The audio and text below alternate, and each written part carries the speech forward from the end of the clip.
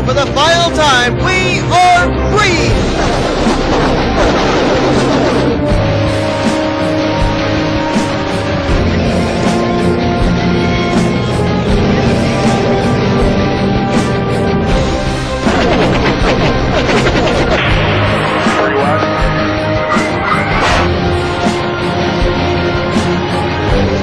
Oh, they make contact! A terrible crash!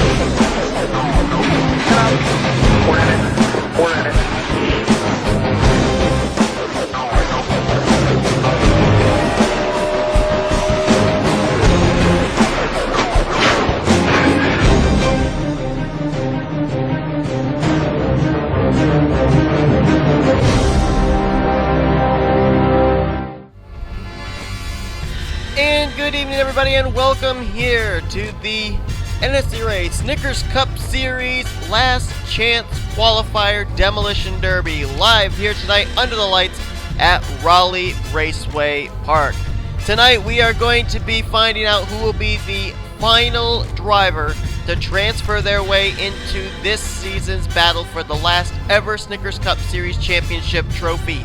27 drivers in this field, 15 drivers will be sitting watching what goes down here tonight worry-free. They are locked into the chase based off of what took place last week at Rockingham, North Carolina. But here tonight, we're getting ready for what's going to be a 20-lap event. Now, I'll tell you what, this has been a race weekend of failure for me. This was originally supposed to be a 50-lap event, but because of some reasons, and I'm not even sure what it was, didn't do very much editing on the INI or anything like that, but the game would crash on me somewhere between laps 15 to 20. So I thought, okay, let's cut it down to 30 laps and see if maybe the game won't crash then.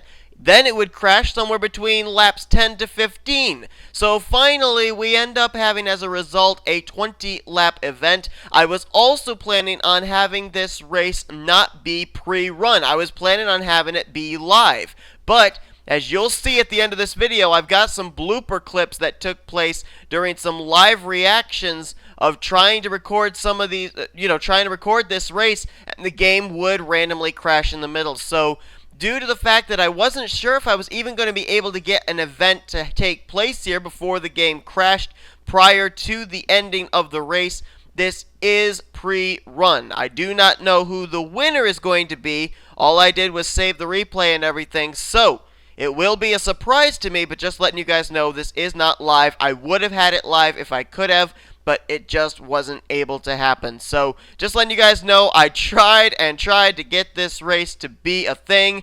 I tried to get it to be 50 laps. I tried to make it be 30 laps, but unfortunately it's going to be a 20-lap shootout tonight, but hopefully it's going to be a good race nonetheless. Now tonight, this is Raleigh Raceway Park. This is a short track that was converted into a figure 8. And the figure 8 is not like your typical kind of figure 8 track. I've seen figure 8 tracks in 2003 where it's almost like the intersecting lanes are an overpass, underpass kind of thing. But this is more like Mission Demo Derby, where the intersecting lanes are on an exact level playing field with each other. They are exactly even.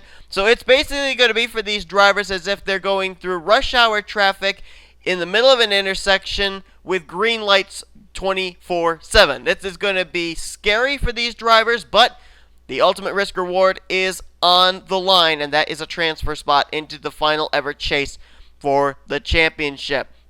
Look at the front row. You look at drivers that ran well this season but were plagued by not getting a victory. Well, that would pretty much sum up probably the top 3 in this start-off. Austin Mongold, highest in the point standings of non-winners, but because Richard Johnson just barely made the top 30 in points last week, he got the final transfer spot. You got Joshua Michaels. He's been so consistent this season, but hasn't been able to find victory lane. Same for Joshua Collard. All 3 of these drivers have been up inside the top 10 in points, but they just were not able to get the victory. Now, whether track position tonight is going to be key for them or not, we will have to find out. And then you got Zach Buchanan right there in 4th. He just barely missed out on making the chase for the championship last week, and he'll try and get that final transfer spot here tonight. Now, one other thing that I have to mention here with this race, so that way you guys know, is that the damage has been turned to none. These drivers are, in essence, invincible whatever hits they take. There are only a couple of ways, though, that their night can really be messed up. First off is if they cut the course. If they do cut the course, they will be black flagged by NNSCRA officials. They will have to come to pit road and they will have to make a stop and go pit stop. That means they're probably going to lose probably between 2 to 3 laps with that mistake. And this is a very small racetrack too, so it won't take them any time at all to get lapped. So they have to be aware of that. And that might get a little crazy because drivers are more than likely going to get disoriented. If they get nailed and flip in the air, they're not going to know where they were, whether they were coming out of turn 4 or coming out of turn 2, and that could end up causing some disorientation problems for these drivers and end up costing them in the end. And then the second thing that's really going to maybe cost them is if they flip upside down and have to teleport to pit road. These drivers, if they can flip it back onto all 4 wheels, there's no engine damage, no cosmetic damage, they'll still be up to speed, but if they flip upside down, that could be the end of their hopes of winning this race and winning the championship. It's basically a race of survival and hoping that you're not going to get nailed. And the winner of this race after 20 laps will get that final transfer spot into this season's chase for the championship. So without further ado, we're going to get these cars rolling off here and get ready to go racing here at Raleigh Raceway Park. We are going to be focusing most of our attention tonight on the middle portion of the racetrack via the spectator camera, because that's where a lot of the movers and shakers as far as taking position on track will be taking place. So there we go, we'll freeze it up right there. The start-finish line is over on the right side, over in the middle of that figure 8 half, and I believe they've taken the green flag, so we will bring up your ticker and we'll get this thing underway. That's how you'll be able to keep track of who is running where as far as the top 10, which is really all we need to focus on in this race, because that's basically the drivers that are going to be battling it out for this transfer spot. 20 laps of racing. This is a short track, so it's not going to take long to finish this race out. Keep that in mind as well. So if you're going to make moves, you got to make them early, and you got to hope that you stay out of trouble as long as you can. As Joshua Michaels is the leader, Chris Dollerton now second. Drivers not really spread out to this point, which is a good thing. When they start really breaking up apart from each other and spreading out, that's when we have drivers going 2 different directions through the intersection. There you see some cars spinning out. That was Chris Washer, and there's James Silverfox, and he gets nailed by Dylan Young. Dylan Young, there's no brakes on those trains. These drivers are going to be going full throttle. They are not going to wait for anybody. They are going to get going as soon as they can, because they really can't afford to brake and wait for a driver to get by. They've got to get as much track position as they can and hope that they're not going to cross paths with somebody else coming the opposite direction through this intersection. Like that. That was Hudson and Dylan Young. Oh, first hit of the night. James Silverfox clobbers into Stephen Pollard III. And the both of them, that may be the first death knell for their chase hopes, but that just all depends on what happens to these other drivers tonight. All drivers tonight could get clobbered, and it could put right back to square one. Crossing through, the leader's Anthony McCrory with Chris Dollerton second. Charles Sanford nearly hit James Silverfox. And that group right there is where the danger's going to be, I can guarantee you. Whoa, Dollerton now to the lead. McCrory to second as London and Citadino spin out. And now, London got clobbered by McIntyre. Collard, Jackson, Henley, Collard all plow in. And that's going to be problems. Oh, the 2 leaders just got hit. Battling for the lead, Dollerton and McCrory just got taken out by Lyndon Wright. But I think Lyndon just cut the course. I think he went the wrong way. That'll probably result in him receiving a black flag and a penalty and having to come down to pit road. Uh-oh, Dylan Young, Bob Jones, Lyndon Wright gets hit again. Stephen Pollard III, James McLeod, Benjamin Miles gets clipped by Dollerton. And that car's rear suspension just went straight up into the air. And Lyndon Wright's caught upside down, so not only was going to receive that penalty, but now is also going to have to teleport to pit road, as that was close between Levi McIntyre and James McLeod. And Sean Henley just bounced off his teammate Seth Cole. Now he spins over into what would be turn number 2. Right now it's Joshua Michaels, the leader. Stephen Pollard III just got clipped by DJ Curtis. James McLeod just got Chris Dollerton and Nathan Hudson. And now Hudson's upside down. The Mercedes-Benz is upside down, the Bullet Club number 6, and now he's going to have to teleport to pit road. Oh, Stephen Pollard III, James Silverfox get together. Oh, what was that? Was that Pichu London who just got nailed and he just flew? Just flew off to the left side. I couldn't even see who it was that hit him.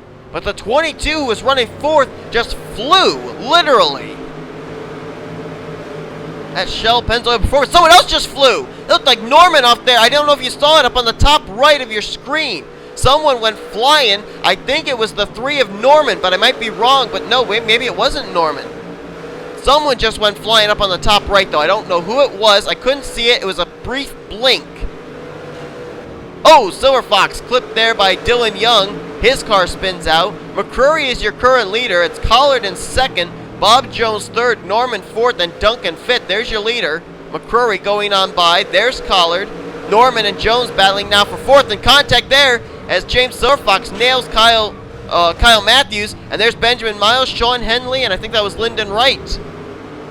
And Silver Fox just had to teleport. He hit a portion of the track right there. Right, almost like this section, this close section to us is now Chris Washer gets hit.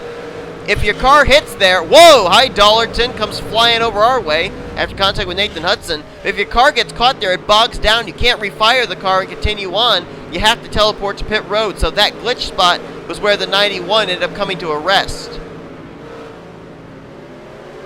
Curry still leads. Whoa, Pichu London taking his life into his hands, crossing there, and Dollarton gets hits again, this time by Levi McIntyre. There have been 4 drivers that have really been nailed the most tonight. That's Stephen Pollard the third, Lyndon Wright, Pichu London right there gets hit again as he nearly comes up into our camera well.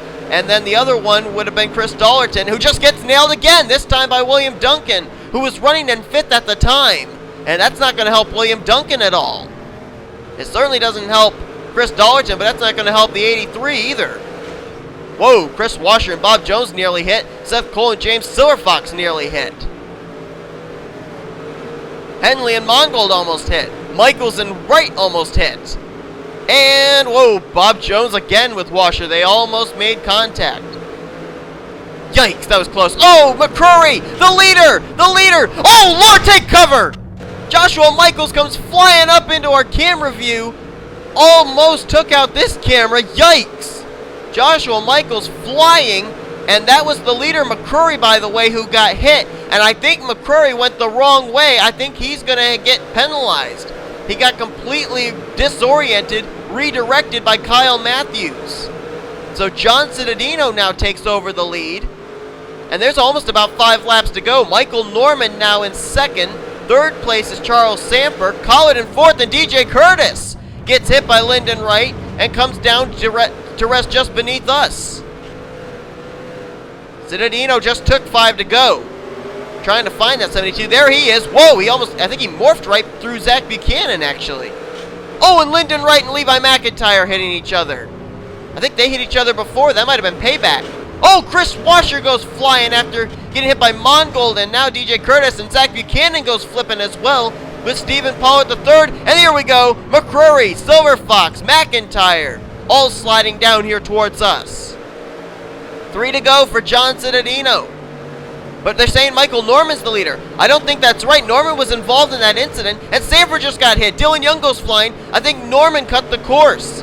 I think Michael Norman cut the course, and I think we'll see that when Cittadino crosses the line next time. Trying to find the 9 of Collard. How far behind Cittadino is he? There's Cittadino. There's Collard, and Collard just got hit by McCrory. Collard just got hit by McCrory. We're going to go as to John Cittadino, who I believe is still the leader. Cittadino just took 2 to go. There he is. Cittadino is still the leader. He's got Pichu London behind him, Lyndon Wright in front of him, and he's got to cross the intersection. Fairly clean right there. There's a car up there in the safer area. Oh, Cittadino got spun. Cittadino got spun with Lyndon Wright, and the white flag's displayed. He's going to refire the car. The car he's got to worry about is Bob Jones in the 22. Is about 5 cars behind him. Cittadino makes it through the intersection correctly this time. Gets through there safely. Let's see if he can make it one last time. Bob Jones is hoping he doesn't. Jones, Sanford, and Duncan, if Cittadino gets involved, they might be able to capitalize, but Cittadino got through. Cittadino takes the checkered flag, and John Cittadino tonight at Raleigh Raceway Park will capture the final transfer spot into this season's Snickers Cup Series Chase for the championship. And you think about it too, Citadino spun out earlier on. He and one other car, I'm trying to remember who it was, got together and spun out. I can't remember who it was. But John Citadino, after early contact, battles back and will take the victory only by half a second over Bob Jones. Bob Jones right there. There he is. Pulling alongside. Jones almost got him. If Citadino had gotten nailed there in the final lap, there's no doubt Bob Jones would have passed him. Charles Sanford finished on the lead lap along with William Duncan and Joshua Michaels. But it's only one driver that can transfer, and it's going to be the two-time Snickers Cup Series champion, John Citadino, the champion from seasons 5 and 8. Wow. Talk about a wild card in the chase for the championship, too. So John Citadino, former two-time champion, will be battling this season with the other 15 competitors in the chase for the championship after surviving here tonight. Big quotes, underlined, bold, italicized on surviving tonight's race here at Raleigh Raceway Park. So congratulations to the 72 team as becoming the 16th team that will battle for the championship. And we will see you guys at our very first chase race, which will be taking place at Chicagoland. Be the first of our 10 races in the first round of, I think it's the contender round? I don't remember what the rounds are called. I think it's the contender round. So hope you'll tune in for that. Thank you all so much for watching here tonight. We'll show you the full finisher results from tonight's event in case you want to see where you ended up officially finishing tonight's race, but it doesn't really matter because it's only the winner that transfers. So John Citadino tonight takes the checkered flag. He transfers into the chase for the championship. We'll see you guys next time as the chase begins here for the last ever Snickers Cup Series Championship here on the NNSCRA Sports Channel, offline racing at its best.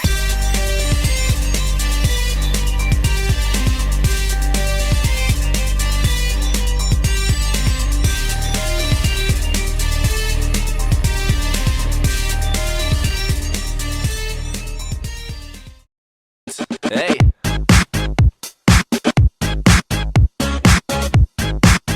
Oh, a couple of stragglers back there. McIntyre. Whoa, what in the world? Who was that? Was that Sanford or was that Michaels?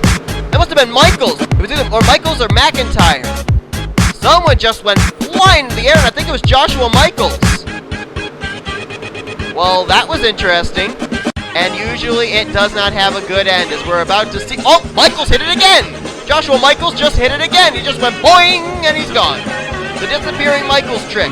I guess there really is some Doctor Who telekinesis powers in that machine or something. It takes a little bit of time for the monitor to update itself, because it takes them a little bit of time to get around this racetrack. What in the world was that? Someone just flew up into the air. It was a red car, I couldn't tell who. As Washer gets nailed by Charles Jackson. It was either Charles Sanford or Joshua Michaels, but I couldn't tell which one. One just flew in the air. I'm assuming it was probably, yeah, Sanford's still running. I'm assuming it was Michaels. Oh, and now Michaels hits Seth Cole. I couldn't tell who it was, honestly. It's a red car, but I'm seeing Sanford, Michaels, and Levi McIntyre, who are really our red cars in this field, all still running. So whichever one it was, I'm not certain. If you want to find out, go back and watch. Well, now we know it was Michaels. That's the second time that just happened. Hey, thanks for watching another video here on the NNSCRA Sports and Gaming channel. If you enjoyed the content that you just saw, be sure to give this video a like. If you want to join the crew today, be sure to hit up that subscribe button. And if you want to know what's going on in the world of NNSCRA for news and updates, check out the Facebook and Twitter links down below me. Once again, thanks for watching, everybody, and I will see you guys next time. I'm out.